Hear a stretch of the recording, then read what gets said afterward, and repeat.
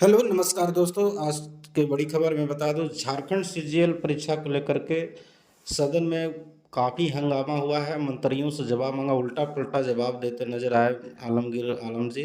और बताते चलो कि सीबीआई जांच से सरकार क्यों भाग रही है, इस वीडियो में पूरा मैं बताऊंगा। और जानकारी देने वाला हूं दोस्तों कि सहायक आचार्य परीक्षा आखिर क्यों रुका हुआ है, उसको लेकर के काफ़ी मांग उठा है। और जितने भी परीक्षाएं झारखंड में अभी विलम्ब हो रहा है, उसको जल्द से जल्द कराने के लिए विपक्ष पूरा हावी है। चलिए मैं दिखाता हूं कि सदन में आज क्या चला है और क्या मामला उठा है। और मैं बताने वाला हूं कि आज सदन में जो मामला है, फिर सदन में एक बार सवाल उठा है कि आखिर झारखंड सरकार सीबीआई जांच से आखिर क्यों भाग रही है। क्या इसमें कहीं झारखंड सरकार के अधिकारीगण या सरकारी कर्मचारी भी तो नहीं सम्मिलित हैं। तो इसी को लेकर के बहुत सारे मामला आज उठा है। तो चलिए मैं वीडियो में दिखाता हूं कि आखिर क्या आज मामला गरम गरम चल रहा है सदन में।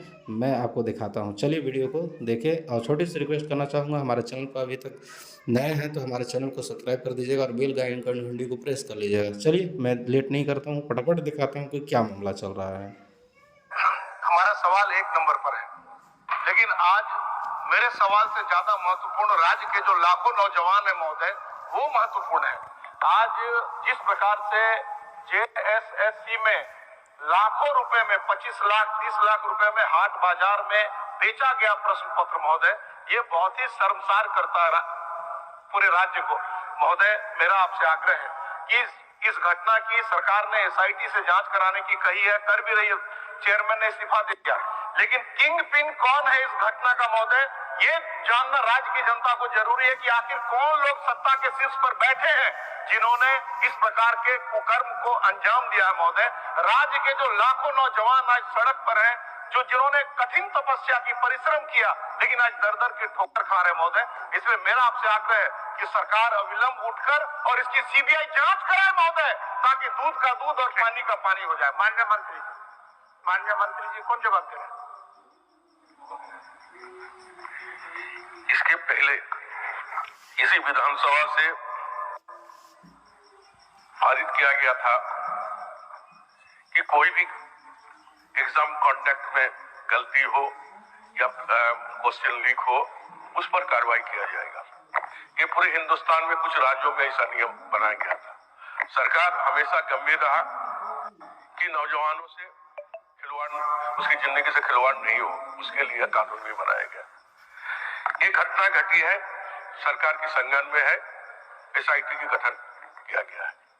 और मैं चाहता हूं, अगर इस एजेंसी के द्वारा आने वाले दिनों में अगर का निष्पादन नहीं हो पाता है तो निश्चित तौर आगे कार्रवाई की जाएगी। छोटी अगर कोई भी चीज है, बहुत गलती हुई है, उसको सुधार करने के लिए एक एजेंसी को लगाया गया। एक एजेंसी से अगर सफल नहीं होता है तो उस पर हम लोग सोच विचार करके आगे बढ़ना हम लोग निर्णय लेंगे, ये आश्वस्त करते हैं। सीबीआई जांच कराने में सरकार को आपत्ति क्या है महोदय? आखिर आप भी न्याय चाहते हैं, हम भी न्याय चाहते हैं महोदय। ऐसे ऐसे एजेंसी को काम दिया गया जो दक्षिण में ब्लैकलिस्टेड है महोदय। कि अगर कोई भी केस दर्ज होता है महोदय, पूरी बात सुन लीजिए। मैंने कहा कि आगे नहीं कार्रवाई करेंगे। हमने कहा कि कभी भी कोई केस अगर दर्ज होता थाना में, एक बार तो एसपी ऑफिस नहीं जाते हैं, डीआईजी के यहाँ नहीं जाते हैं, तो हमारी सरकार ने संज्ञान लिया। और इसके पहले भी हम लोगों ने इस बात को आम जनता के बीच में मैसेज देने की काम किया कि इस तरह का अगर कोई कार्रवाई होता है, उस पर इतना साल का सजा होगा, इतना रुपया उसका जुर्माना होगा। ये तो हमने हमारी सरकार ने सोच रखी थी। और मैं इस बात को विश्वास दिलाते हैं, अगर इस जो एसआईटी गठन हुआ है, इस एसआईटी गठन में अगर सफल नहीं होते हैं तो आगे की कार्रवाई की जाएगी। ठीक ठीक है फिर जी। महोदय महोदय बोले बोले।